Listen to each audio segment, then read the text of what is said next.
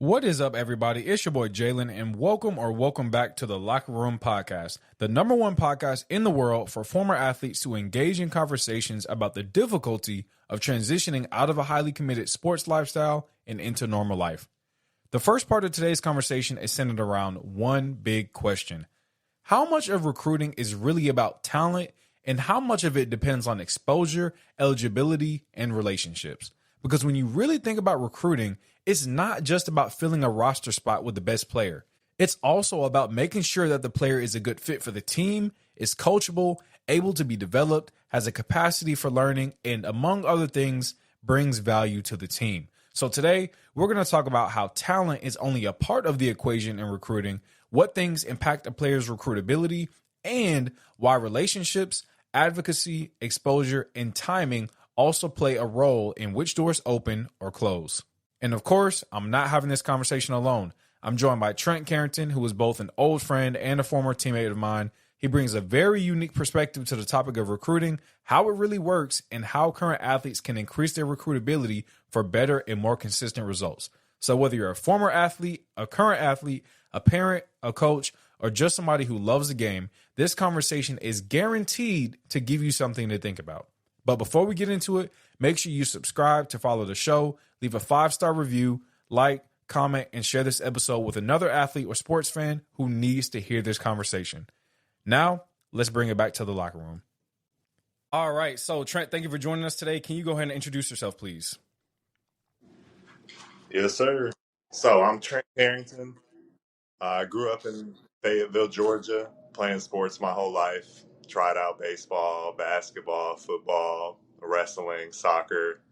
Pretty much anything that was available around, I gave it a try. The sport that I stuck to and that I felt I was best at was football. And I've been playing that since I was about 6 years old. Went up through the Fayetteville system, playing at the rec parks around, doing whatever roles you need to for the team. But I really started finding my niche on kind of what I felt like my career was going to be out of, was playing defensive back.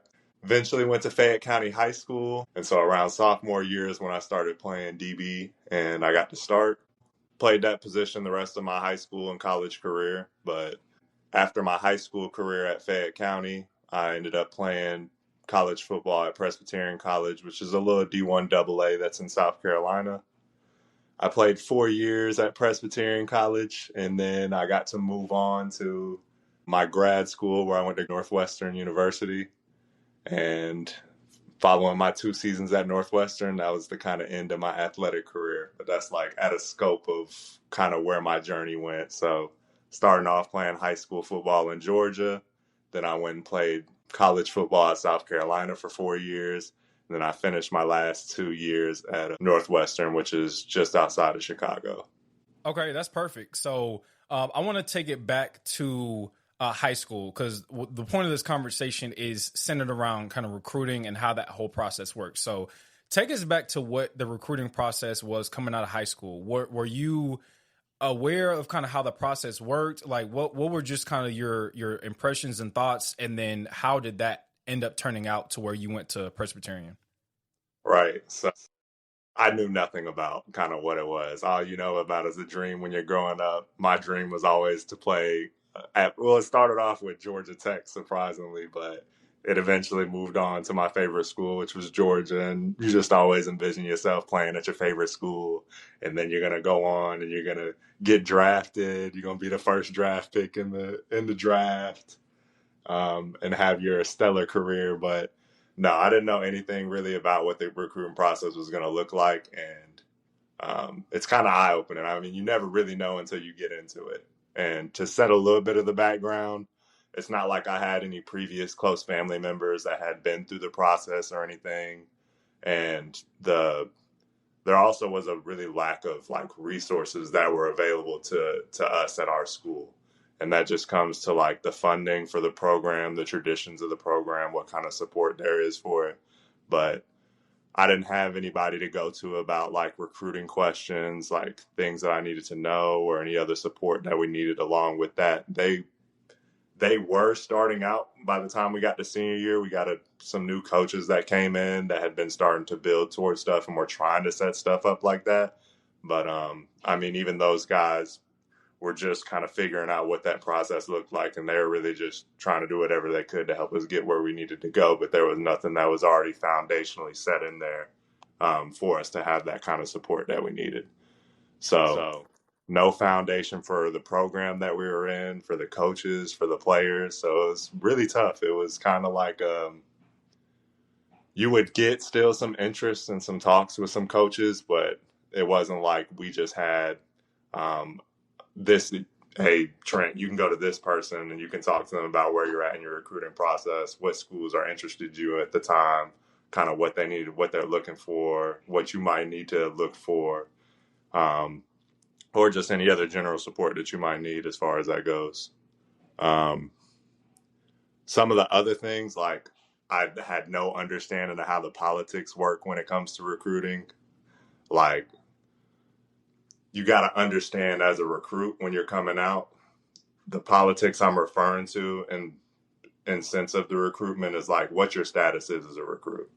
So if you are a high profile recruit that's got all the stars, has all the exposure, all the different things, your recruitment's gonna look a lot different versus somebody that isn't quite as discovered, that doesn't have those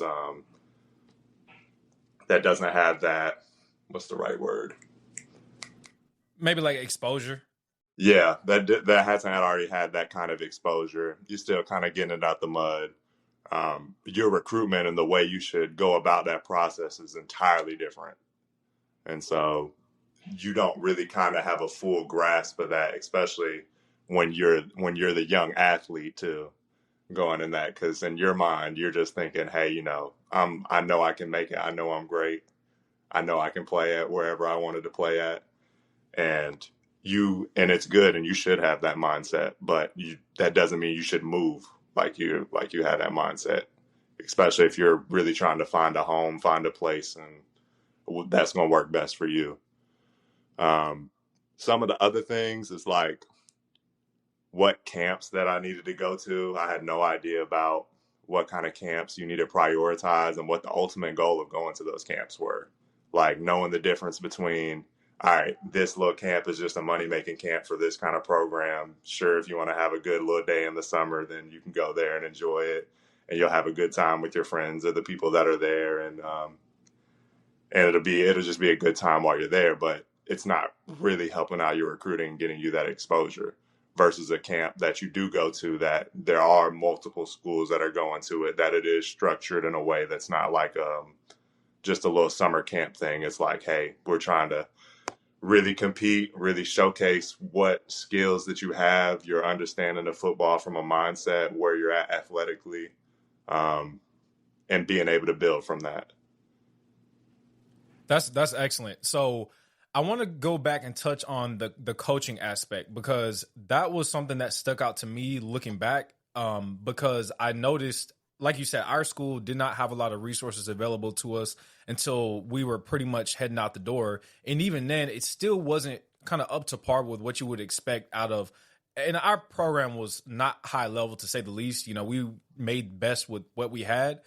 Yep. But, I know that the relationships with the head coach and the other coaches on the staff, their relationships with college coaches have a lot to do with how players are getting recruited, especially like with character witnesses and things like that. So how did you, even though we didn't have everything set in place, how did you think your relationship with our coach, Coach Davis, and the rest of the coaching staff, do you think that had any effect on how things played out, or what are your thoughts on that?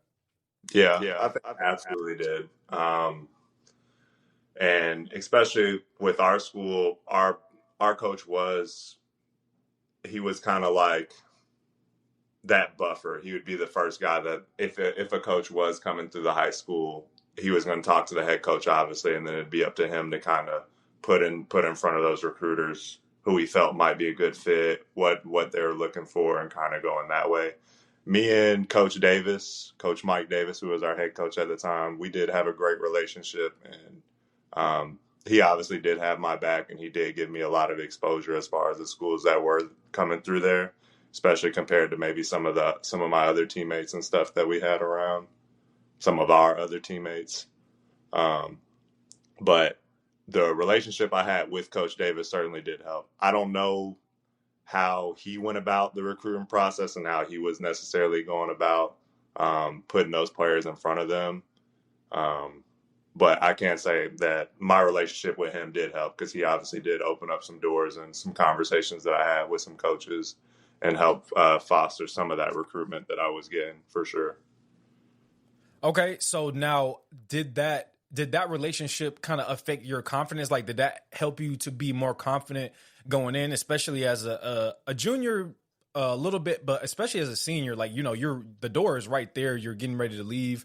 Did that kind of boost your confidence a little bit going into those final games, and especially going into the spring with signing day and everything coming up? Did that kind of help you be more confident, but also be more, I guess, not so worrisome about what the future may hold? Like, did that have any effect on that? Oh, I kind of agree. I wouldn't say that. I didn't feel like, hey, just my relationship with Coach Davis made me feel confident that I was going to get where I needed to go. That just really relied on more so, and this is my thinking at the time, not necessarily like how I would think about it now. But going back to then, I just felt like, the performances that I was doing, what I could do on the field, my film, kind of the season that I was having, I felt like I was going to get where I needed to go. And I was already getting some interest from some of the schools that I did want to go to. But my relationship with Coach Davis, it certainly was strong, and I didn't have any question, and it did help me out. But it isn't something that I felt like, because me and Coach Davis had a good relationship, that I knew that he was going to help me get to the school that I needed to go to. The recruitment process and that, it did feel a little bit kind of like we were on our own in some sense. And I don't mean to say that to completely dispatch the efforts that our coaches did put in, because they certainly did, especially some of the things we'll probably never know about behind the scenes. But certainly were some things that were missing. And once again, it comes down to the resources and the structure of the program that they have available to them too. Because if they're having to do all these things alone and they don't have anyone to turn to help them out with some of these things, then it just makes it a lot tougher. And that's one of the challenges of going to one of the smaller program schools, where the coaches are going to be more responsible and have less resources available to them with some of those things. So yeah, and kind of to touch a little bit more on about it, like, it's not like we would have regular meetings with our coach or anyone else that's on the coaching staff on like, hey, this is where you're at with your recruitment right now. These are the schools that are interested in you. What schools are you interested in? What are you looking for, Trent? What are you looking for, Jalen? Right now, and just, we didn't have anybody to go to necessarily for that, or at least I didn't. I know from my perspective. I mean, I had my dad, and I know we had Coach Booker and them that were just starting out and really trying to help out with some of that stuff, but they were just figuring that stuff out on themselves too. And they did help us get some interest in some of those schools, but I felt like some of that process, maybe at different schools where there's a little bit more support, where there's a little bit more of a foundation for those things, that process would have probably looked a lot easier, a lot better for us in that sense. Right. Okay. Got you. I would say my experience was definitely a little bit different, just because, and my relationship with our head coach was not great at all. And Right. And I would say my journey was a little bit different because I don't know, I can't even remember how the whole process started, but I remember my dad getting connected with some of these coaches in Atlanta with I Dare You, and they're still out doing great things with these high school football athletes. But working out with them, that helped me with the part you were talking about with the camps and doing certain things. Now, I wasn't like I wasn't like a standout athlete, right? Like I was just kind of, just looking back now, I was, your average player. Like, I was pretty good, did some things well, did some things not so well. So it wasn't like I was just jumping off the board to anybody or on anybody's recruiting board, in my opinion. Right. And so from that perspective, it was a little bit different, because I do remember specifically, at least, I can count probably on one hand schools that were genuinely interested. And, they would tell my dad, hey, we, da, da, da, da, da, but we need to talk to your head coach. And, I don't know what happened, and I'm not going to say Coach Davis didn't talk to him, but I just know those coaches, like, we stopped talking, you know, well, not really stopped talking, but they said they never really heard back. And, they could have been capping, and Coach Davis maybe could have said, you know what, Jalen, he's not really that great of a player. He's not really his character or whatever. I don't know. And I'm not going to sit here and speculate on anybody's behalf. But what I was going to say with that is just, I think from the player's perspective, like, you have to understand, like you said, there weren't resources available to us at the time to know what kind of things we should be doing, where we should be going, what conversations we need to have with our head coaches about, especially as a junior and senior. You need to have this stuff kind of ironed out, because it can be a stressful process, especially if you have ambitions on going to college and playing football, and more particularly if you want to play on scholarship. So what my next question was, well, first, do you want to add anything onto that?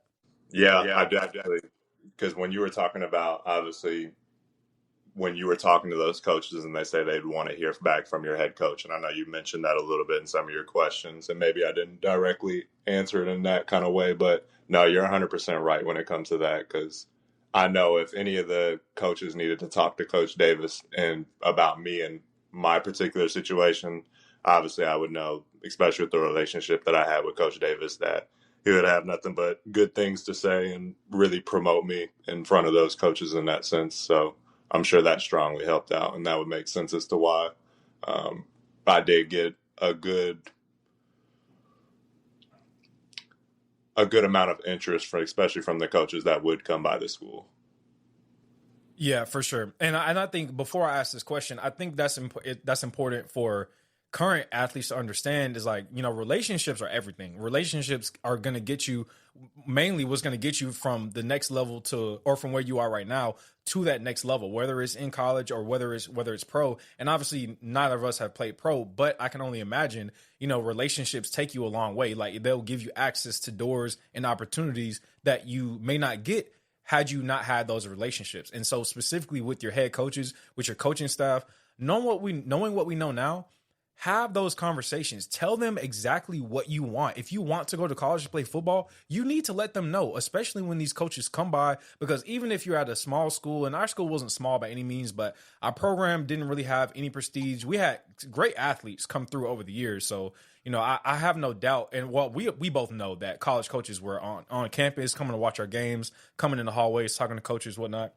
But the athletes need to take it on themselves to know exactly what they want, what kind of things they're looking for out of a program, what kind of development opportunities they want to have, if they want to play early, if they want to, potentially redshirt and maybe grow into the player they want to be, if they want to go to a school that has great academics, or, whatever the case may be. Those are the conversations, like you said, that you need to have with your head coach, and having a great or better relationship. It makes it so much easier, because, like me, I didn't give a flip about Coach Davis at all. I didn't like him. And, I don't know if he liked me or not, but I know me not having that relationship, that affected my recruitment at least a little bit. And again, I'm not going to say that I did everything perfect, because I was a knucklehead in high school. So a lot of that was my own fault. But at the same time, who knows if I would have, softened up a little bit and tried to develop that relationship, where I could be now. So the question I was going to ask was, what do you think high school athletes are responsible for when it comes to being recruited, the athletes and their families? And then where is the separation with what high school coaches are responsible for? That's a great question. I do want to touch on, you mentioning the relationship aspect of that. Oh my goodness, that was very on point, Jalen. That's exactly right. Developing, that's what it's all about, developing your relationships. And that's how you get further on the field, but that's also how you get further off the field too. And that's how you get to the places that you want to get to, is through relationship building. So strong point made with that. As far as what responsibilities fall on the player is, obviously your performance and what you're putting on tape, that's going to matter. What kind of effort, what kind of attitude and mindset that you're bringing.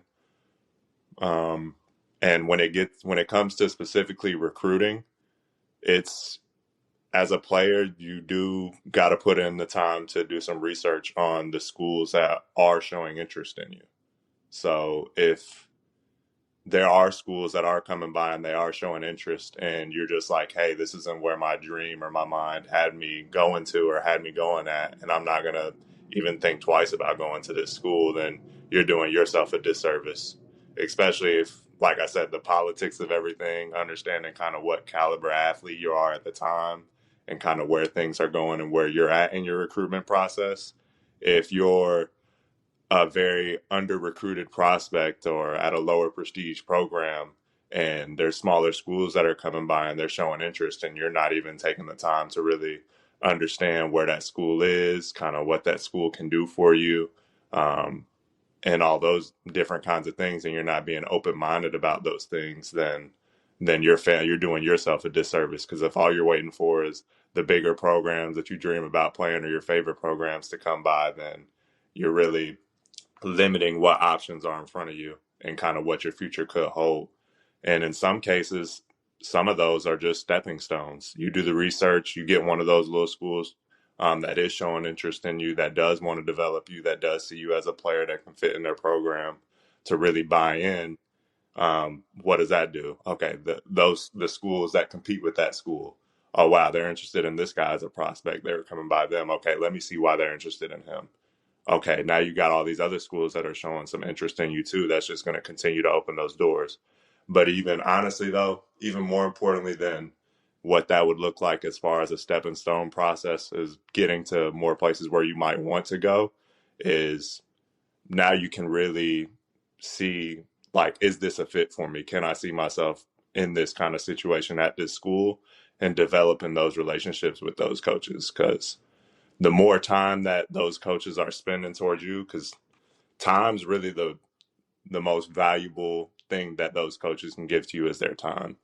And that alone just shows that, like, you do matter to them. Now, it is going to be on you to ask those questions and probe, figure out, do they just care about you as an athlete? Do they really care about you as a person as well? But you'll figure that out as you develop your relationship with those coaches that are showing interest. But that would be my first thing as an athlete. If you do got schools that are showing interest in you, make sure you're doing your research on them. Make sure you are considering them and you're not just blowing it over because it's not your favorite school that was showing interest in you. As far as like the coaches part in your recruitment, in an ideal situation, uh, responsibilities that fall on that coach is making sure you are making yourself open to your players to be able to come in and have those conversations, whether you set yourself to at least have a meeting with each player going into, like, all right, let me make sure I have a meeting with them at the end of their sophomore year, at the end of their junior year. Let me figure out what my player really wants. Do they want to play at the next level? And really being real with them as far as kind of where they see them at, kind of what they can help them at, kind of what schools have come through that might be able to show interest, and then gathering that information from the athlete on where they want to go and where they want to be. And if some of those schools that are fitting some of their goals that they want to see and they want to do, if they're not at that level that that school want to be at, kind of asking those coaches and getting those answers of, okay, what do they need to see from you in order for them to feel more confident and furthering their recruitment of you.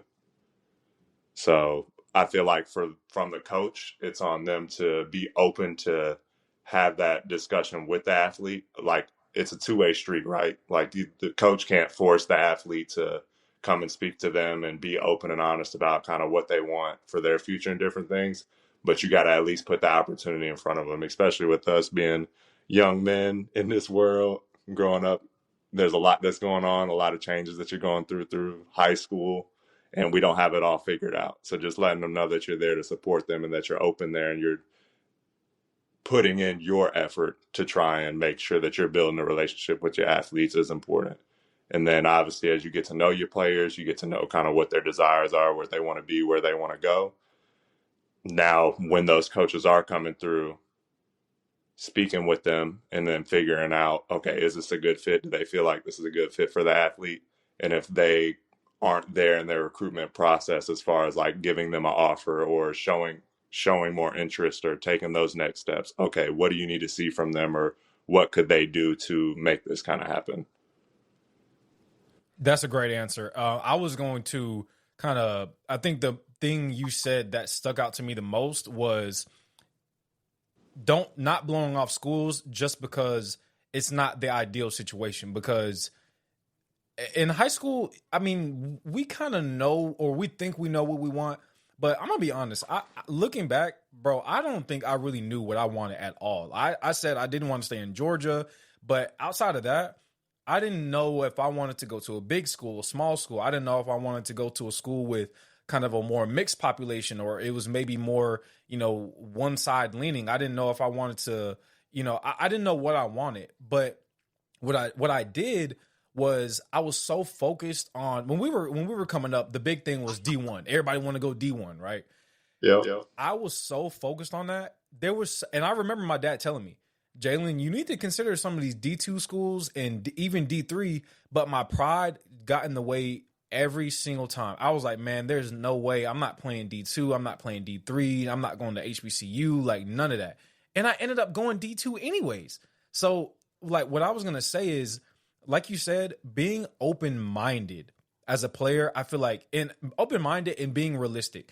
If you're a corner, like we play DB, if you're a corner and you're like 5'7", bro, unless you run like a 4.3 or you have like a 40-inch vert, bro, you need to keep it real, bro. Like, you don't see those types of players at Alabama not playing. You just, like I said, I could go on with that example, but just be realistic. Like with me, I knew that I had the opportunity to, accomplish some of the goals that I had, like, be an All-American or whatever, but I wasn't open-minded. I wasn't realistic. Like I didn't think of using those opportunities as stepping stones. And that was a great point you made.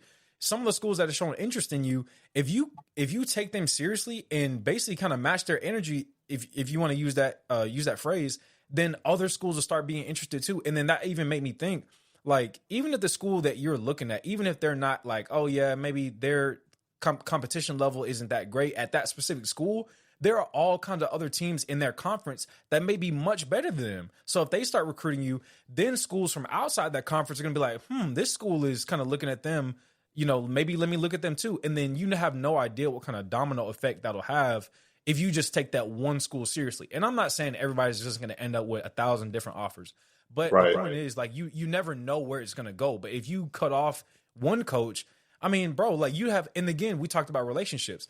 If this coach is spending his time coming to your school, asking your coach about you, coming to see you play in games, at practice, asking all these people about like whatever they can find about you, and you just blow him off, bro, he could go and tell 2 or 3 other coaches like, yeah, man, I ain't gonna lie, he just wasted my time. Like, he just completely blew me off. He didn't even give me the time of day. And then you don't even know the conversations that are going on, but then you'll be like, oh man, why is my recruitment so dry because of that right there? Because you just blew that one coach off. So that was a great answer. And I think kind of on the flip side with the coaches, well, as an athlete, you need to go to your coach. It's on you to kind of create this opportunity for yourself. Yes, it's in the college coach's hands to offer you and invest these times and things into you. But the coach can't just come to you and be like, hey, Trent, Jalen, what do you want? Like, it's not his career. His career is over. His career now is to help you be the best that you can be. But if he doesn't know that, bro, we're young men. A part of a young man growing up is not being babied. Like, you have to be able to mature and grow up and know what you want. So yeah, I just thought that was a great point you made, especially about the open-mindedness part. Yeah, two-way street. And just like you said earlier, all coming back to relationship building. Because, like you said, you have one of those coaches that's investing all that time into you, and you're not even giving anything towards trying to build a relationship with that coach in any kind of sense or capacity. What's that coach going to say to the other coaches that are either on his staff or any other coaches that he has relations with? And it'll tie in. I'll dive in a little bit even more into my own recruiting story because it ties right into it. Coaches move all the time. Coaches change where they're at. Coaches go to different places. So although that coach might be there at that time, especially if it's earlier on in your recruiting process at whatever school, he might not be there long term. He might end up going somewhere else, or he might have been somewhere else, and he could maybe speak and put good stuff on your name out to those other schools. Or as you build that relationship with that coach and he figures out more of your desires and more of what you want to do and see where you're going, if you do have that genuine relationship, um, he might be able to open doors with another school.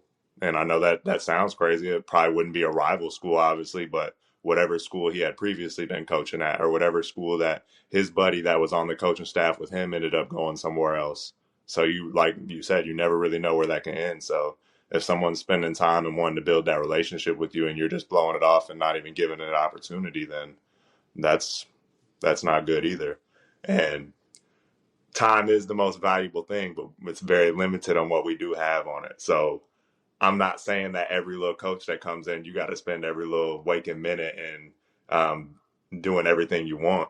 It's very important for you to be real, especially be real with one another, to cut through the fluff, so y'all aren't wasting one another's time. But that doesn't mean that you just don't build or make any kind of relationships with those people either. And being upfront, being honest, being true, that's a strong trait to have as well. And that's very important, especially so you don't waste your time cutting through some of the fluff that you can get lost with through the recruiting process. But diving a little bit more into like my own recruiting process when I was coming out, I'll kind of pick up from the end of my junior year, going into the summer, going into senior year. I received my first offer, and that was from the Naval Academy. And I was super excited. I felt like there was so much more to come. I felt like that was the first stepping stone into how things were about to go, especially going into the senior year. I had a couple other schools that might have been showing a little bit of interest, but that first big offer was obviously a great feeling, and I felt really good about it. The Oh my goodness, the coaches that were there, they were definitely, especially for the Naval Academy, they invested a lot of time in the recruitment of me, and they really did genuinely care. I'm not somebody that has a lot of regrets about necessarily that per se, but that was a big moment for me in my recruitment, was obviously getting that first offer, and I felt really good about it. But through my own personal recruitment story, I definitely did get distracted in the chasing the offers that I wanted for some of the schools that might have been showing a little bit of interest in me, versus some of the other schools that were a lot more deeply interested in me and actively trying to um, had a bigger picture for me. I was kind of going to be one of the guys that they wanted at their program, versus, oh, okay, yeah, we do like you as a prospect, but we still got to see more. You know what I mean? So, like for me, I was distracted with, especially once a school like Georgia Tech had started showing interest in me. After one of the days, I kind of got honed in on, okay, that's a very ideal situation for me, close to home, big program, playing on TV, playing for a school that I always knew and that you always heard about in different things. And so I kind of got locked in on, hey, this is where I want to go. They're showing me a little interest. It ended up being a lot more than just a little interest at the start, but me getting locked in on kind of, hey, this is the fit, this is where I want to go, did limit some of the other opportunities that I maybe could have had. So you don't want to get distracted with chasing the one opportunity you really like. See, hey, this is it for me. It's important to recognize that, and it is important to pursue it, but you can't just get so locked in that you're not open to the other opportunities that are in front of you. Um, let's see.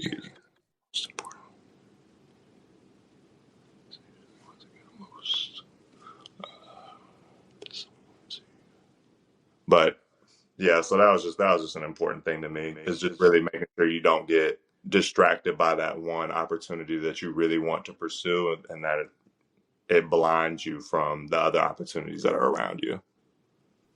Got you. So I would ask, you said Georgia Tech was one of like the most ideal situation in a perfect world.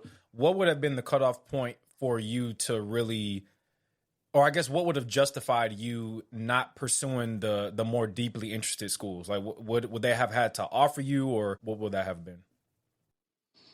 I felt like, just like you said, I got distracted with the D1. I knew I had Navy. I knew I was obviously getting interest from Georgia Tech, a few other D1 schools, but Georgia Tech was really the one I was more so locked in on, going to their camps. I can remember what really probably trapped me in it a little bit was when I went there for a summer camp. So throughout the summer from my junior year going into my senior year, I was going to all different kinds of camps, a few from some of the schools, and the ones that I did end up going to for some of the lower schools were probably better for my recruitment because some of those schools actually did end up coming in and visiting, watching us play for some of the games. And one of them ended up eventually being why I ended up going where I went with Presbyterian College at first. But throughout the summer, did a good job of going to some of the camps where there was going to be multiple schools that were there, and it was schools that were showing interest in me versus just going to like the bigger camps, going to a Georgia camp, going to the Georgia Tech camp, going to this where it's just their coaching staff that's there and it's more like a summer camp than anything. But what kind of blinded me is when I went to the Georgia Tech camp, I was running pretty good 40s at most of the camps that I went to. When I was at that camp, they made me run the 43 times. By the time I ran the third one, they had all the coaches around. After that, we were walking to the stadium, and that's when they pulled me and Anthony were actually at this camp together. And they pulled me and Anthony out of the little drills that we were doing at the camp, and they asked us to come up to the coaching office. And this is where I thought, in my head, me and Anthony were about to get what we always wanted to hear was about the offer to Georgia Tech. And I thought that was going to be the moment. But they brought us up into the office, and it wasn't quite what I thought it was. Now, thankfully, they were upfront and kind of honest, and that's where they let me know where we were at as far as the recruiting process, how we both were prospects that they had really liked, but kind of at the time, they did have some other prospects that they liked ahead of us. And they were upfront and honest kind of where we were sitting at with that. And so my ego, I was like, okay, I'm going to make sure we're going to change their mind when the season starts and we're going to get this offer. And then this is going to be ending up where we ended up going. And that's obviously not how the things turned out. But that was kind of one of the big moments for me in the summer. And that's kind of one of the things that did get me distracted onto all right, I'm still just holding on to Georgia Tech as my main thing. And I wish I would have been a little bit more open. Thankfully, I wasn't just completely closed off, and I did talk to some of the other schools, and that ended up opening the door. So to kind of get you where I got to, and I know this might not answer your question per se, but the reason I ended up going to Presbyterian College is the coach that was recruiting me out of Mercer University. I went to Mercer's camp that summer.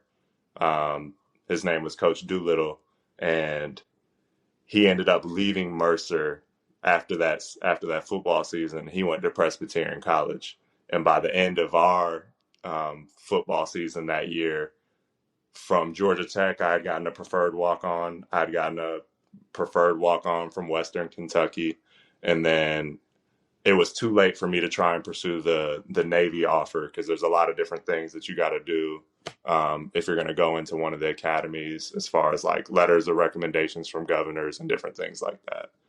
So it was kind of too late to go in on that. And that's when I hit the end of our senior season and I'm looking at what I got in front of me, and all I got is these preferred walk-ons and some of the other schools that were kind of interested that I didn't continue to build that relationship with, that I maybe could have turned into some kind of opportunity for myself. They had their recruitment done already. So those doors were kind of closing. But thankfully, I did foster a good relationship with Coach Doolittle from Mercer. And when he saw that that I hadn't committed anywhere yet by the end of the season, he had reached back out to me and he let me know that he had took a new job. He's the defensive coordinator at this new school, that they haven't finished their recruitment and they're trying to tie things up and they still got some spots open. And he asked if I could come take a visit, come see what they have to offer, come see if I felt like it was going to be a good fit. Little did he know that it was my options were extremely limited, so I was very, very open to what he had to say.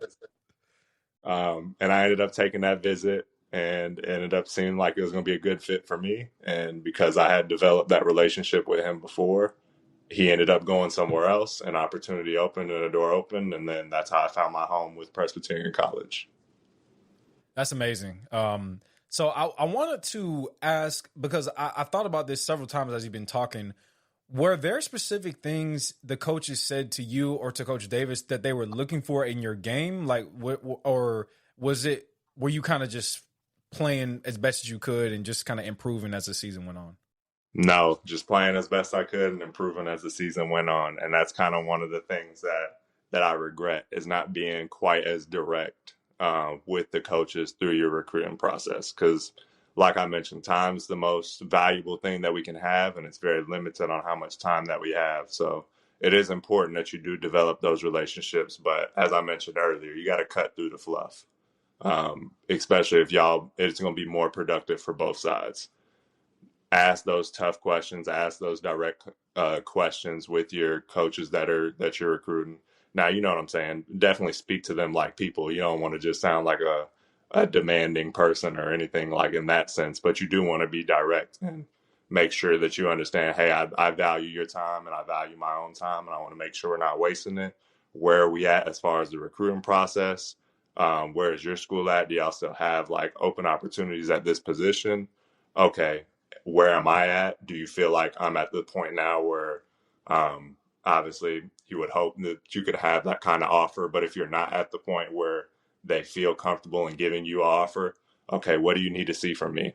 Is it a situation where there's something in my game that you want to see, as far as whether it be you playing some kind of technique, some kind of is it effort on film? Is it something else?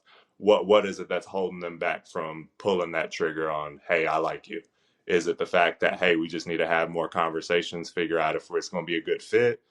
Um, Something along that sense. You just want to make sure you're cutting through that fluff and asking those direct questions with your coaches. So that way you know where you are as far as they stand with the recruitment and what's needed from you to make them more confident in getting towards that place where they can give you the offer.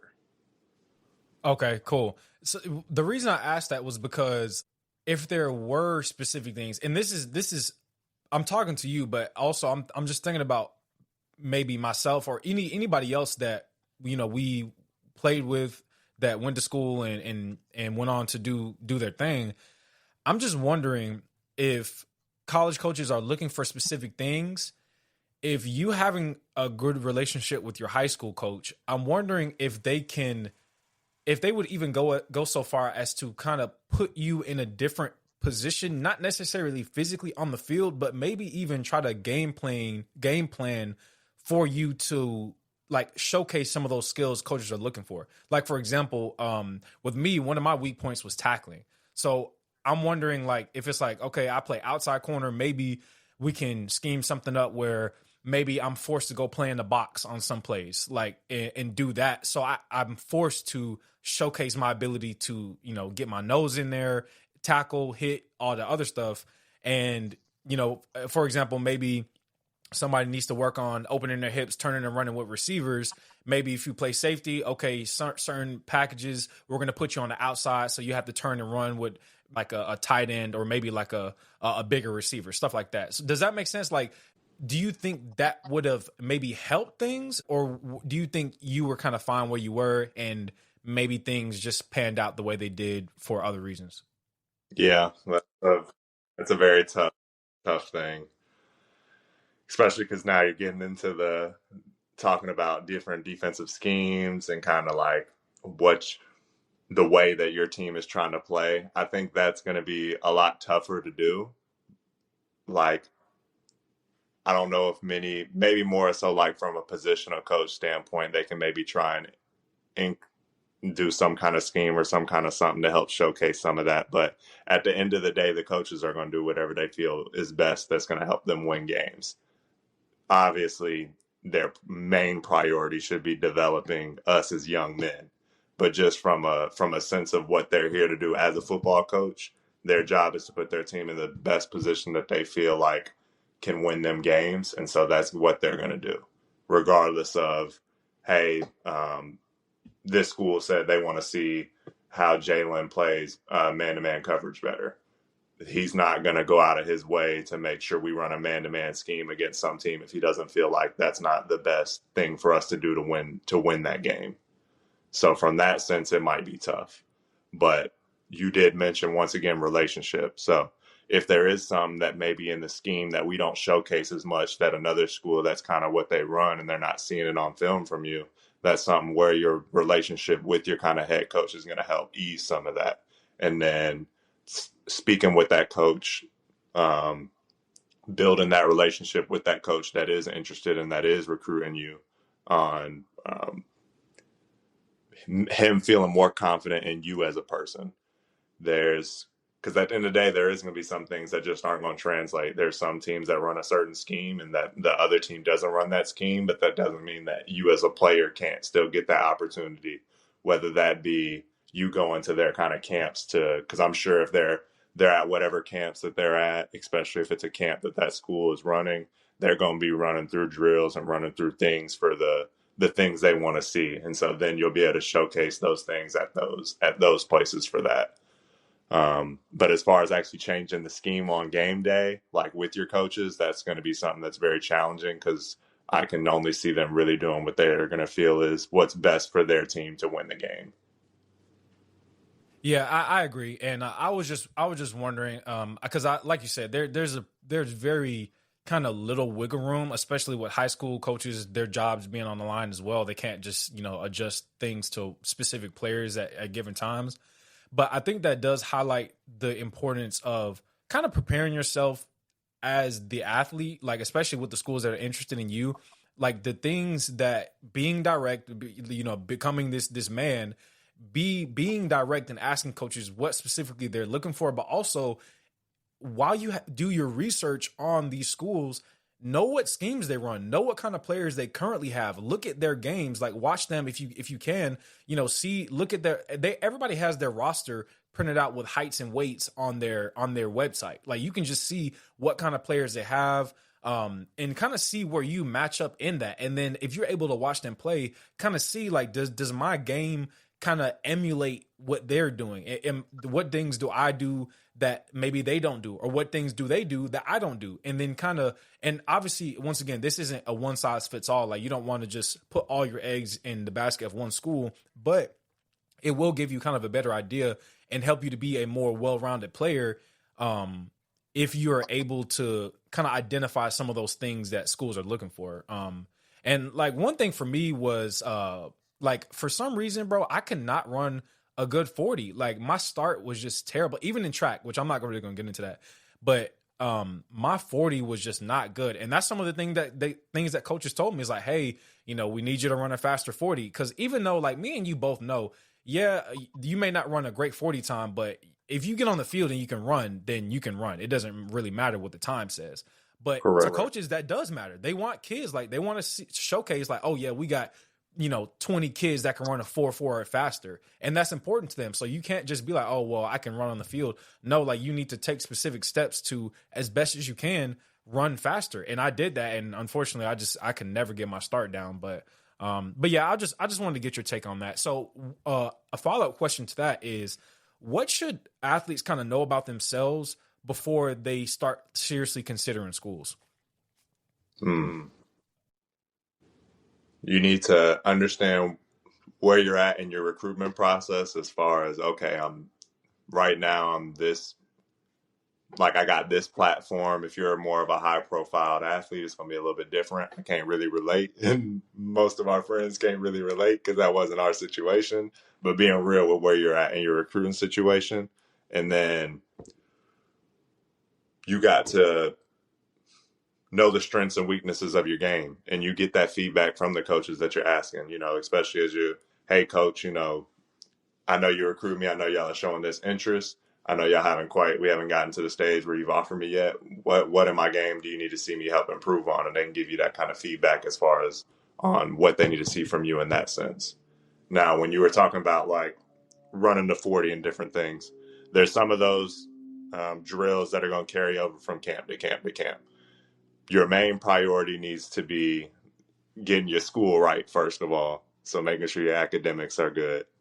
But B, also obviously taking care of yourself, your health and well-being. That needs to come second. But third is what you're putting on tape. What you're putting on tape is going to matter more than how fast you run the 40, how fast you do this, or how fast you do that. Now, those drills are important, though. And what you can do if you're struggling in those drills is get with whether it's your high school coach, whether it's some other trainer that you have, but practice those drills because practice is going to make perfect. So I was we both were pretty fast people, Jalen, I would say. At least we were at the time. Yeah, most definitely. Um, but I actually was running pretty good 40 times, especially when I went to the camps.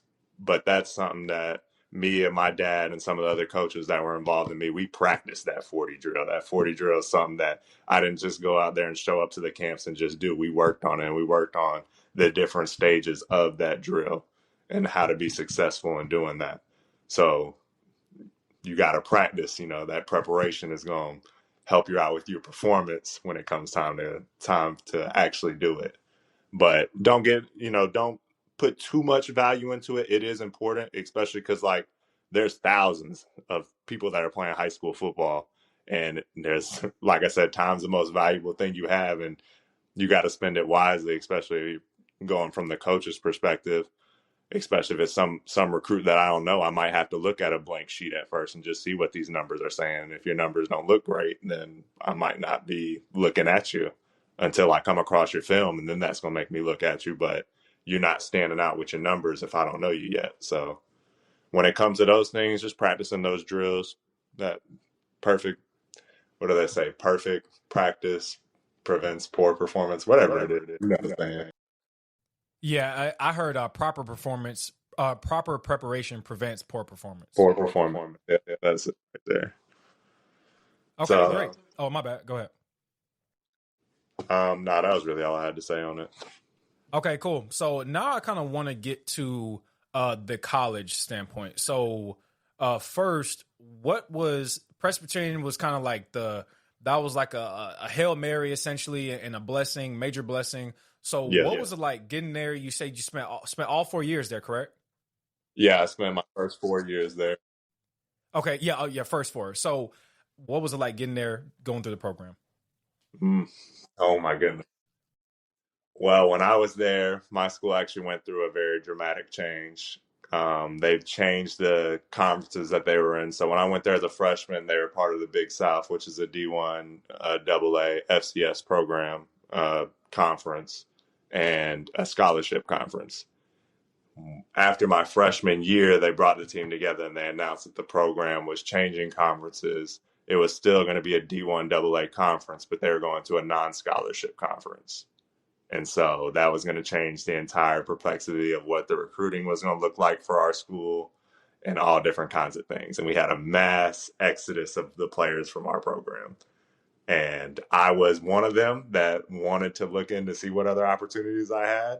And I tried to tap back into what I had going after high school, and I had nothing. And that's when I really saw the situation for what it was. And what better opportunity do I have in front of me when almost all the players are leaving? There's plenty of opportunity in front of me to get on the field and play. I'm going to be playing a sport that I love and doing what I want to do. So that's kind of when I decided to just, hey, let's buy in even more.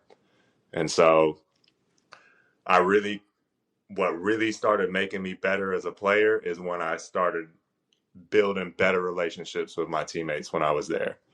So when I was a freshman, I was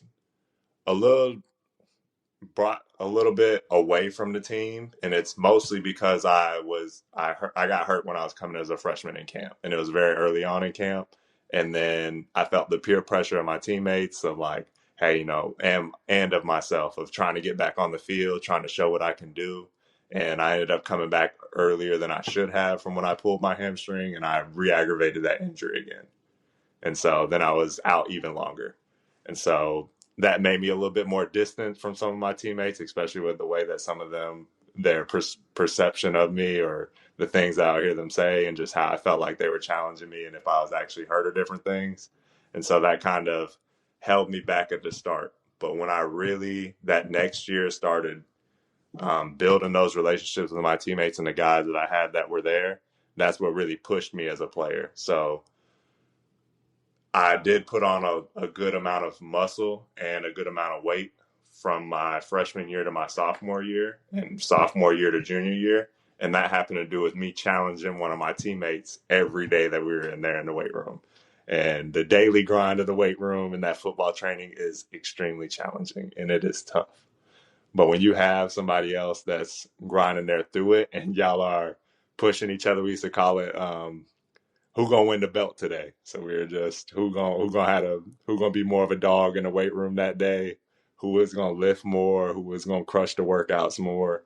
And when you take that attitude in it and you don't feel like it's just you struggling through the workout and it's you and your buddies just really getting better in there, when you take that approach to it, it's just gonna make you miles ahead as a player. That's once again loving the preparation that's got to go into the game, and that's something that can be very tough to do.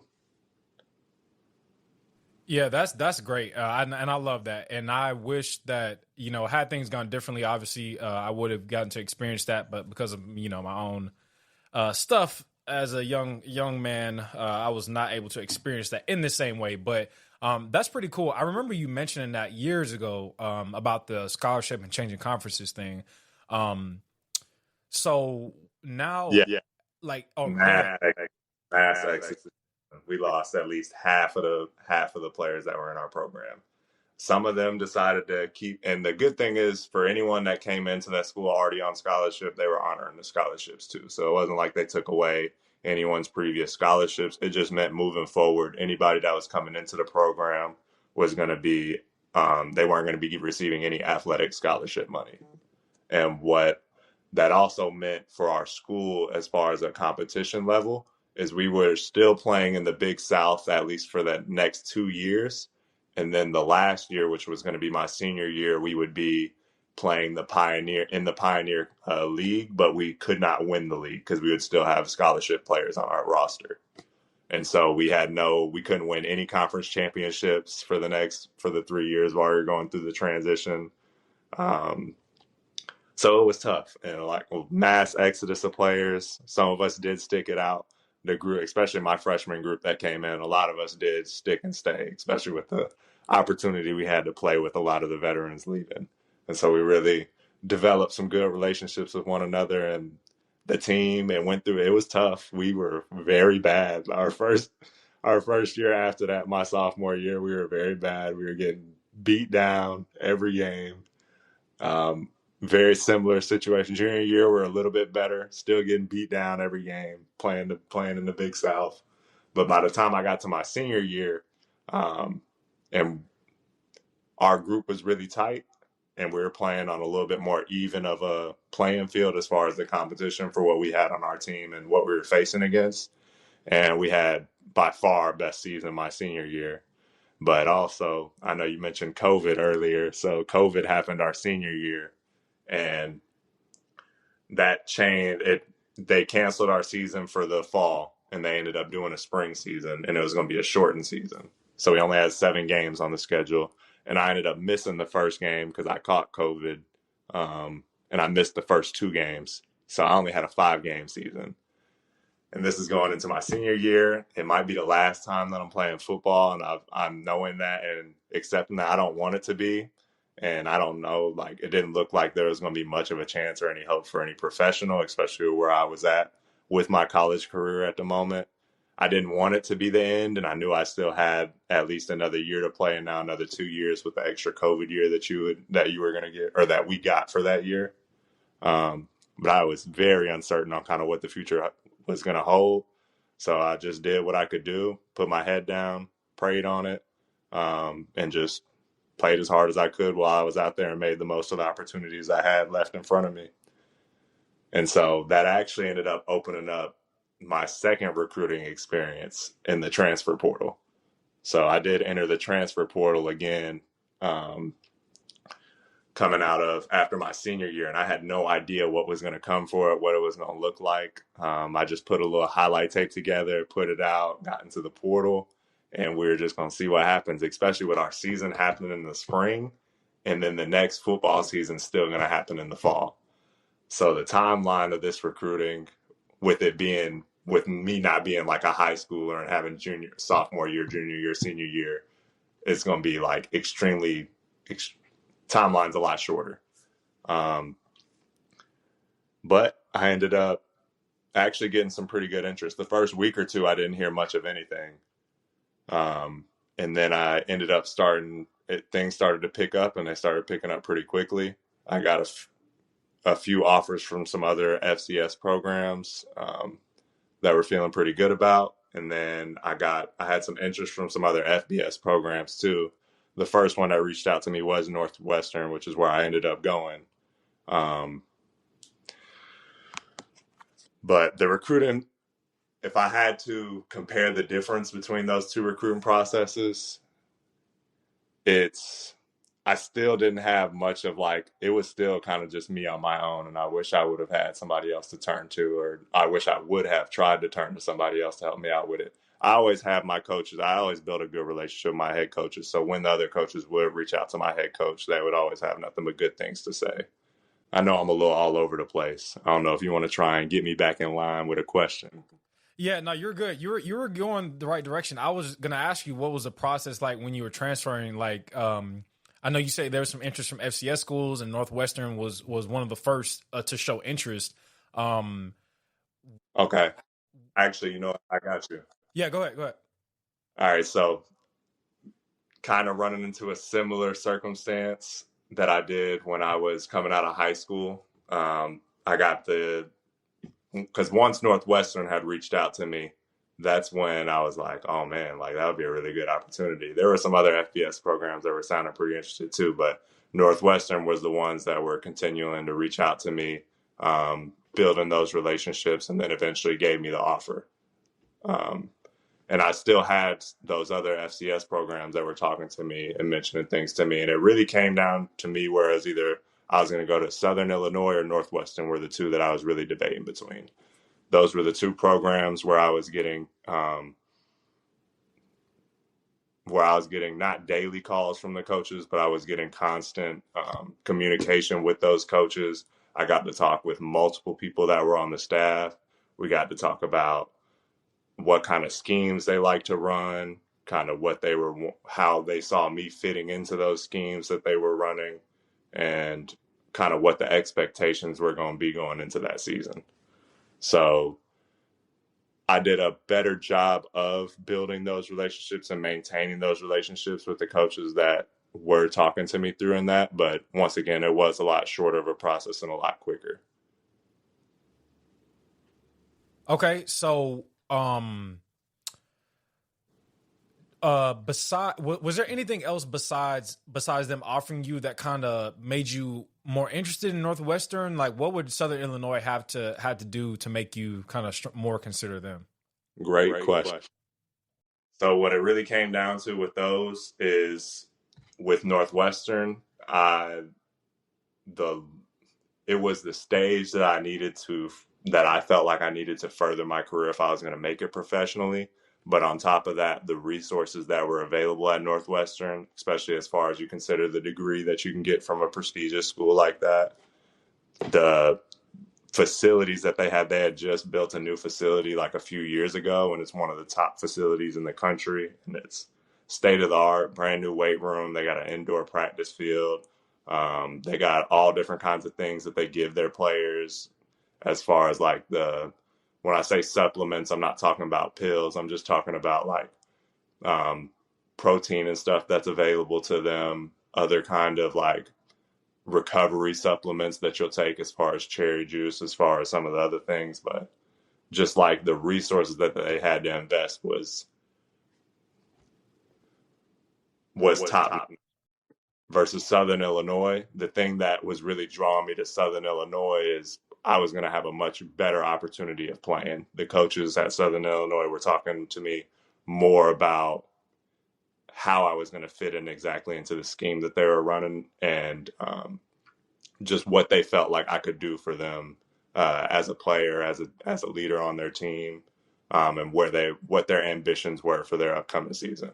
Because Southern Illinois, they're a pretty good FCS program, and at the time they were coming off some success, and they're looking at trying to further their playoff runs within their conference or within the FCS.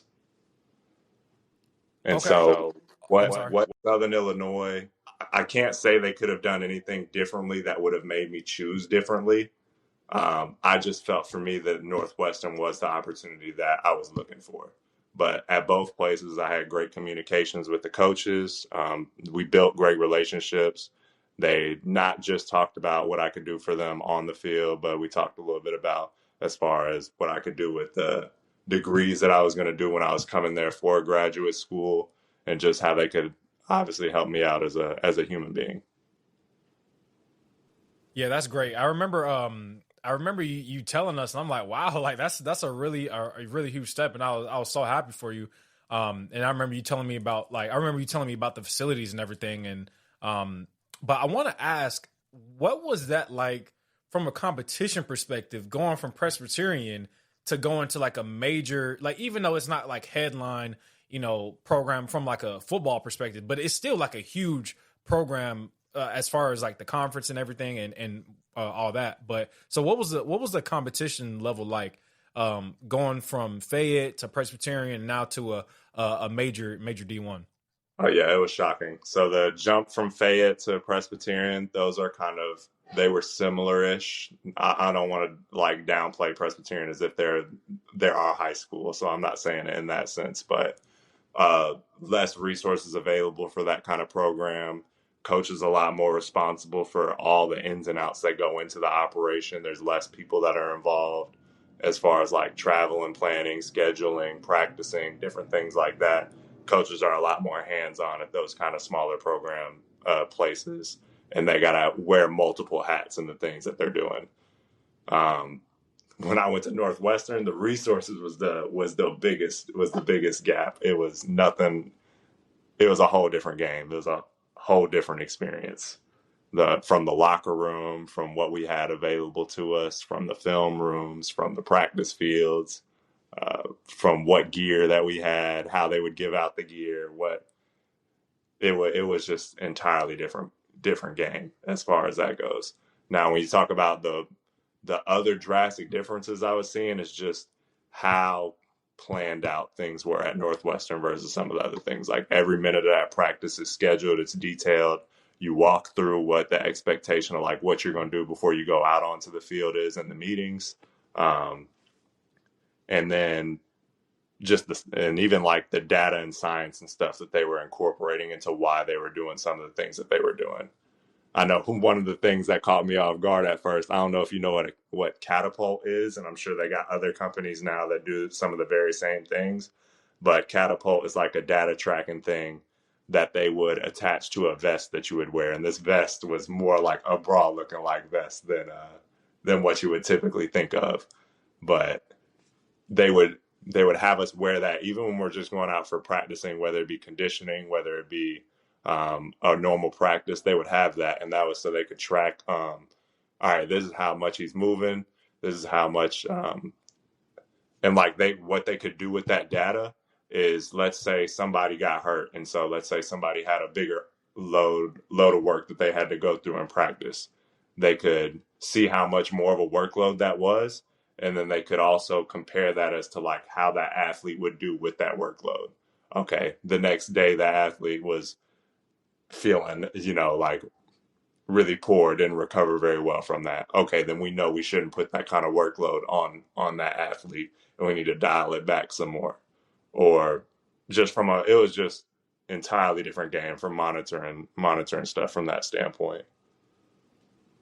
That's pretty amazing, and I've heard and seen of programs using the Catapult and all the other, like you said. I think there's maybe one or two I've seen besides that, but that's very interesting from like because for me being able to track like their volume, especially with weightlifting and stuff like that. Did you feel like that made you? Do you feel like you got like stronger or in better shape with that kind of detail, or was it more of the same? It definitely made me stronger. Not at the end of the day, the way you get stronger, you eat and you work out. Like, let me not like sugarcoat and different things. I ain't some kind of like other way to get those things done, but there is more detailed and better ways to get those things done. And just like that data would help. The main thing that some of those other trackings would do was help with like injury prevention and just making sure that you understand how what you're doing is impacting your body, to know if it's something you should continue or if it's something that we need to change up. Versus a school that doesn't have that, then you don't really know until it's already hit that kind of point. Um, what else? One other thing that I did fail to mention that was a major thing for me is when I did do the transition from Presbyterian to Northwestern, I also was adding into the fact that in my life, um, I was engaged at that time. So I had a whole nother element to my life that I was including. Because then when I ended up going from Presbyterian to Northwestern, uh, we were engaged while I was still at Presbyterian, and then we ended up getting married shortly before we left to then go to Northwestern. So, newly married guy going to a new, entirely new program, didn't really have any relationships with anybody that's already on the team. So, it was an entirely different kind of experience for me. And that was the first time I was living off campus. I had been on campus my whole time while I was at Presbyterian, and it was just a whole new world. And then you include all the different things I just mentioned about what resources were available to the school, and even my first encounter with snow. So just a funny story to add on to that is I was, oh my goodness, so underprepared. I had my Ford Fusion. I ain't got four-wheel drive. I don't have all-weather tires. It's my first time in like the winter season up north. I ain't never experienced the snow and ice before. And one morning, it was just snow, all white outside when I looked out the window, and the roads were all iced out. And I was like, why don't I have no text, no call, no nothing from our coaches about practice or anything, be it about weightlifting being canceled, nothing. And so I had to got in my car the first time driving on that ice. Oh, Jalen, it was so scary. It was so scary, but it was good. Obviously, everything was fine. I ended up getting where I needed to go, but a lot of different eye-opening experiences that I had when I went to Northwestern. Wow, that's amazing. And stuff like that, I feel like you don't really consider unless you're in it, because like, well, obviously we're from Georgia, and you go to South Carolina, I mean, they'll get a snowstorm every, maybe every blue moon, but Just like Georgia. nothing regular. Exactly, just like Georgia. But you go up there, that's something that's regular for them. That's Yeah. nothing major. Like you said, you wasn't getting no text or nothing. It's like, yeah, this is what we do. Like but it's funny you mentioned that. I remember having a similar experience in Charleston, West Virginia, where it's like not the same with the snow, but I remember looking outside one day, and it was super sunny, middle of the wintertime, and I'm about to go to class. So I'm like, okay, cool. I didn't think to look at the weather or anything.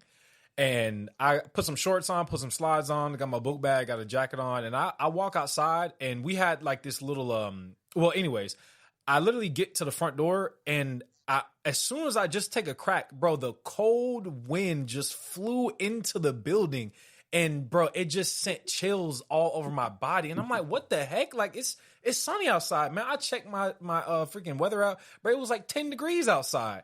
And I was like, oh no, sir, I got to go get dressed right now. But it's just so funny how being from the South, it's sunny outside. You thinking, oh yeah, it's pretty warm, but that's not always the case, especially in the wintertime up in those northern states. Yeah, that wind is cutting, man. Yeah, no, that's pretty cool though. So I wanted to ask, you said how did being married kind of help your transition into Northwestern, and how was the reception with your new teammates and everything? Because I'll let you go first. What was that like? Oh, it certainly didn't hurt my transition to Northwestern. It was a different element. Uh, my relationship with my wife is amazing. We have an amazing marriage together, and she's always been extremely supportive. She's always there for me. So there was nothing wrong or nothing bad to say about that sense. But it did change the dynamic of what kind of relationship I had with my teammates at the time. And it probably shouldn't have. It's not like she would have held me back from wanting to go hang out with my teammates in any sense like that. She would always be supportive of whatever I needed to do or wherever I needed to go for those things. But me navigating that and just being newly married and then connecting with my teammates, and I got teammates that are just incoming freshmen or just these young guys that are at a different spot in their life versus kind of where I'm at in mine, and I'm coming into a new program. So it did make the relationship building with my teammates. It added a different wrinkle and its challenges with that. And that also just goes into kind of like me as a person. I'm a little bit more, it takes me a little bit longer to really buy in and really start to show uh, my true self to those others that are around me and to make those kind of friends. I can communicate and talk with and speak with people just fine too. But to really like them to really get to know me, that does take some time. Yeah, I definitely understand that. I got engaged the January of my senior year. So basically before the spring semester started my senior year, and I ran track that spring, and all my teammates, most of them I had never even met before. Some of them I played football with. But and also I was 23 at the time, because I spent, I've talked about this on the pod before, but I goofed off my freshman year of college, and so that basically moved me back. So I basically spent 2 years kind of figuring my stuff out before I went to Morehouse, and then spent 4 years at Morehouse getting through the whole process and everything. So by the time I was a senior, I was 23. So being on the team with, like you said, freshmen and sophomores, and these dudes are like 18, 19 years old. I'm 4 years older than them. Man, they was calling me Unc and all kind of things. And, I'm telling them I'm engaged and stuff. And they were like just asking me so many questions. And not that it was annoying, but it was just, like you said, it's kind of difficult managing sports, managing like new teammates and whatnot, and then managing like your fiance and your wife, like, because you obviously want to make sure your wife is taken care of first and foremost, and then you're making sure your grades and then your athletic performance are on par. But then, like, the part we've been talking about the whole time, you have to build those relationships with your teammates, because you want to make sure you're on the same page. You want to make sure that they know you're there for them and that they're there for you. But you can't do that without them knowing you. You can't do that without them seeing you, sweat and communicate and laugh and have a good time and, cut up a little bit. Like, you can't increase, or you can't build that chemistry without those things. So yeah, it's interesting to hear you say that. But I feel like some of my teammates, they were hesitant. They were like, man, you kind of still young to be getting married, man. And so even though it's not about sports, kind of speak to that, like being kind of still relatively young, making the decision to get married. Like, there's a lot of unmarried people, and obviously I'm not expecting college to just get married. I don't think, well, that's a whole nother conversation, but what was that like, being a married guy in a room full of like young men? Yeah, it's definitely different. Like you said, you're just looked at more as like the unk, more of the mature guy, more of the like, wow, that's kind of crazy, kind of thing. But at the end of the day, it's not like me and you are advocating, hey, yeah, get married as early as you can. But when you got the right person and you know it's the right person and you know, like, hey, I want this person in my life for my life and this is what's right for me, then none of that really does matter. Now, obviously, for your teammates, there's going to be the jokes, there's going to be the things that come along with that, but that's just the camaraderie of it. But it's a different environment for you in the locker room for sure. Because I know one of my other teammates actually got engaged while I was there too, and then he started getting some of the very similar treatments that I was getting with it. No bad stuff by any means, but like you said, it is different. It definitely is different. You are the unk, the more mature guy. Oh wow, that's the married guy. So it is a little different, but it's good. Yeah, same. Yeah, it's very fun, and it's my experiences with being in different locker rooms and being around different teammates multiple times in my career. It was challenging to adjust, to say the least. But I think what stayed consistent was just, there's nothing like that locker room energy. There's nothing like that, kind of weight room shenanigans, like you said, kind of challenging each other to be better, to be the best that you can be. Like, there's nothing like it. And now being outside of it, it's very seldom replicated. Like, there's very few environments I've been in since then that provide that same level of motivation, that doesn't like almost solely rely on me intrinsically wanting to be better. Like, there's very few people in environments besides former athletes that are able to kind of challenge you and push you to reach that next level.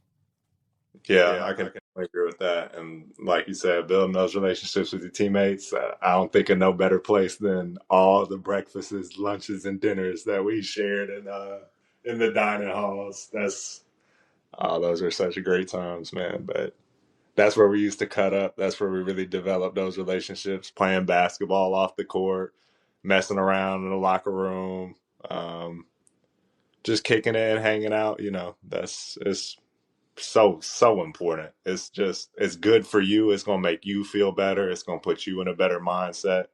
And when you can get like-minded individuals together, it just it makes it, whether it be subconsciously, whether it be you actually just feeling better about it too, but it gives you that extra energy, that extra effort, that extra drive that you need to be even better than you were. So it's extremely important. Yeah, most definitely. So, kind of wrapping everything up, what advice would you give? And we kind of been putting in little nuggets every now and then, but concretely, what advice would you give to a high school athlete that's listening to this right now who feels overlooked or who doesn't know how to navigate recruiting? What would your tips be? All right. So my advice, my biggest takeaways from this would just simply be like for the recruiting experience, don't get starstruck with where you think you want to go. Open your mind and really listen to those that are spending their time on you, especially the ones that show a genuine care for you, like as a person, not just a football player. Don't be afraid to cut through the fluff with the coaches and ask those direct questions that you need that need to be asked, that you need those answers for, because you don't want to spend too much. You don't want to waste that time because the time is just so valuable. And be honest of where you're currently at in your recruiting process. And that way you can kind of know where you're at with them, what else is needed or that you need to do, or what's needed to be seen for you to get to that next stage with them. Um, what and some questions, for example, would just be like, where are we currently at in the recruiting process? What else is needed, or do you need to see from me to earn an offer? What would set me apart from the others you currently have in the room? How do you plan to help me develop on and off the field? What are the areas of my game that you see as my strengths, and what areas do you see as opportunities that I need to get better at? So, not being afraid to ask those direct questions, and then once again, don't get starstruck. Don't get stuck on the one place that you really want to go, whether it be because they've shown you some kind of interest, or that's my dream school of where I'm wanting to go. You keep an open mind because, like we said, those relationships that you build with those other places, you never have any idea what doors that those could open because you don't know where that coach has previously been. You don't know what other friends that coaches might have, what other relationships that coaches have with other programs, and how those doors can open up for you. Absolutely. I think that was a perfect way to end it. We're going to take a quick break, and then we're going to get into kind of a similar topic what we were talking about earlier, the transfer portal, but we're going to relay it to a concrete example of how it benefits some of these college teams. So make sure you stick around for that. We're going to take a quick break and be right back. Former athletes know what it feels like to step into a new phase of life and realize there's clutter you can't carry with you anymore. Sometimes it's mental, sometimes it's emotional, and sometimes it's the old couch, bags of junk, or garage clutter that you've been meaning to get rid of. Jay's Junk Removal is your go-to to help with that. Whether you need a cleanup when you're moving or garage cleanouts, Jay's Junk Removal shows up with effort and professionalism every time. So if you're in the South Atlanta area and you need junk removed, don't keep putting it off. Let us help you clear out the old so you can make room for the new. Call or text 678-631-6171 for a quote today and use code JUNK for 15% off. Once again, that's 678-631-6171 for a quote today and use code JUNK, that's JUNK, for 15% off. Okay, cool. So now I want to talk about the transfer portal and how it already has kind of shaped the way college sports are kind of playing out. And one of the perfect examples of this is the 2025-26 college football champions, the Indiana Hoosiers.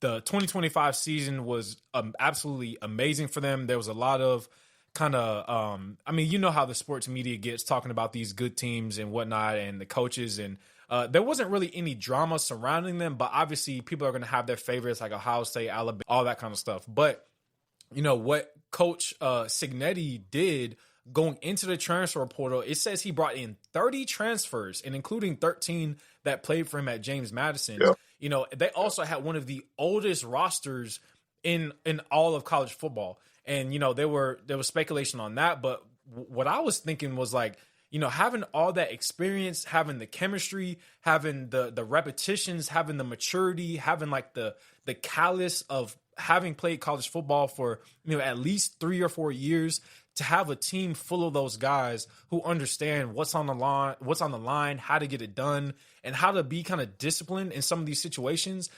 To me, that was like a perfect example of how the transfer portal should be used. Now, for incoming freshmen or for the small recruiting class of Indiana for that year, that may not have been great for some of those players who may have wanted to go, because obviously the coaches more likely than not told some of those players like, hey, we're kind of having a specific goal in mind. We need to get this done.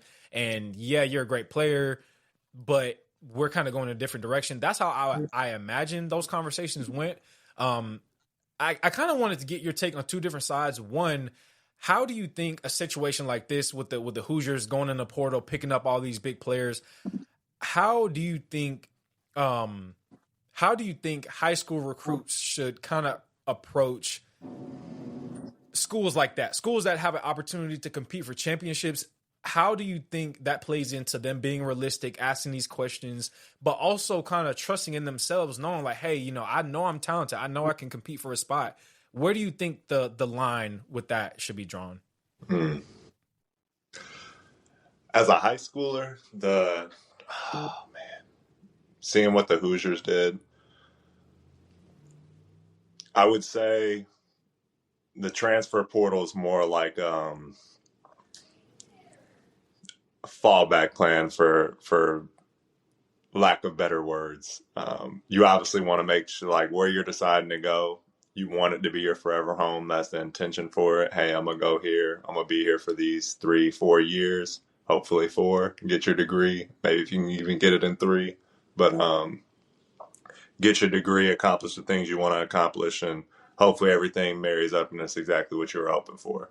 And then if things change, if something's not the right fit, if there's better opportunities out, situation changes, stuff like that, then thankfully in today's world, you have the transfer portal that you can go into. And oh my goodness, it's such a wild, wild west territory. And I know they're making different changes and trying to standardize some processes and make some sense of it. But it is a crazy thing out there now. But as far as like being in high school, considering the transfer portal, that's more like a fallback plan. You're obviously biggest hope is to, hey, where I'm going, this is going to be the place where I need to be at. And it's probably not, you do obviously got to take things year by year, but you probably don't want to go there having the intentions of trying to go somewhere else. Now, if it ends up happening, that's kind of what ends up happening. As far as the transfer portal in Indiana, that was just such a unique situation that, I mean, Cignetti's always, if you look back at his history, just the success that he had at James Madison before he went to Indiana, and then him taking so many of those JMU transfers and implanting them into Indiana just made it for the special situation that it turned out being. I don't think that's something that can be replicated. Now, I do think it does show a blueprint of, like, for some other schools, hey, you know, utilizing that transfer portal to get some of the older guys to fill, whether it be the leadership role that we need, whether it be a gap at a position that maybe through the recruiting class we didn't quite get what we needed. It can be a good answer in that sense and a good blueprint for that. And you would expect that from the veteran players that are coming in. Hey, this person's experienced with college football. They know what a college football program looks like. We should know they can take care of their academics this way, or how they can help us out on the field that way. But there's also the other side of the coin to that. If you are just relying on some of those older players, they're not as, and we're talking about young men now, so they are plenty malleable and have plenty of development and different things that they can do. But it can be a little bit tougher for you to try and mold one of those players that's already been, hey, they know this is how they used to do something, and this is how they used to do it at wherever they were at, and then trying to get them to convert to your new style can be a little bit tougher for a more veteran player versus a younger player that they don't know anything else. So what you're showing them is the way.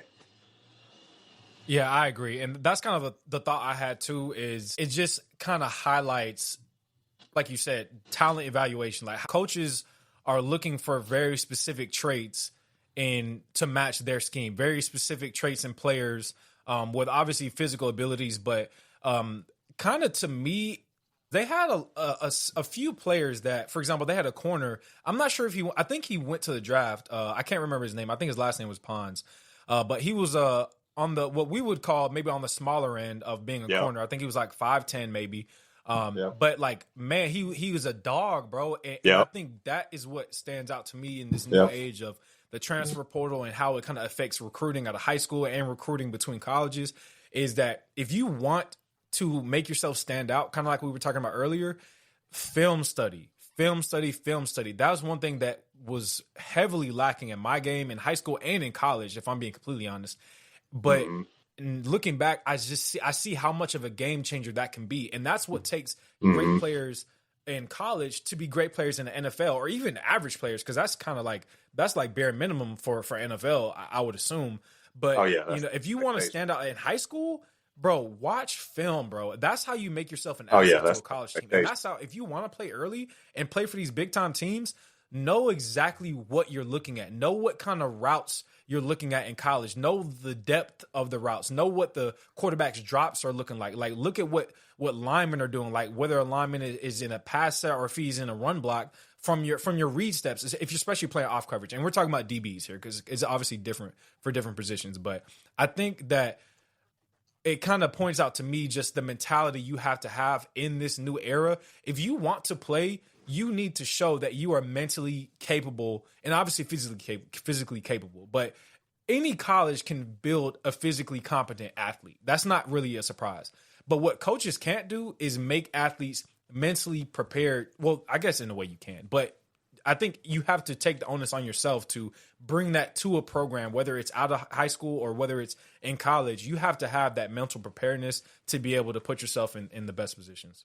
Yeah, and that's not something that's easy to do. And watching film is highly important, but this all ties back to building relationships and not just relying on yourself, because watching film is highly important, but if you don't know what you're looking at, because you broke down a lot of good concepts that you were mentioning in that and things you should be looking for, but some of those people, they probably won't even know, okay, I'm watching film, but I don't know what I'm looking at. So is it really helping you?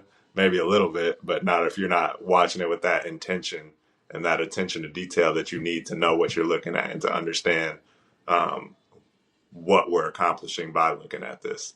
So tapping in, watching film, very important. Tap into your resources. Learn how you need to watch film.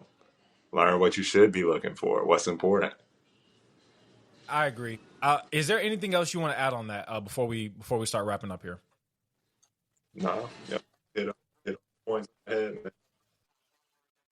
Okay, cool. Well, thank you again for joining, Trent. This has been a pleasure. Thank you for the insights, and I hope that you, as a listener, got something from this. This man has given us plenty to think about. But before we leave the locker room, make sure you're subscribed and locked in for the next episode. If this conversation gave you something to think about, comment your thoughts and share it with another athlete. And remember, the game changed, but your story is still being written. Take care, and God bless.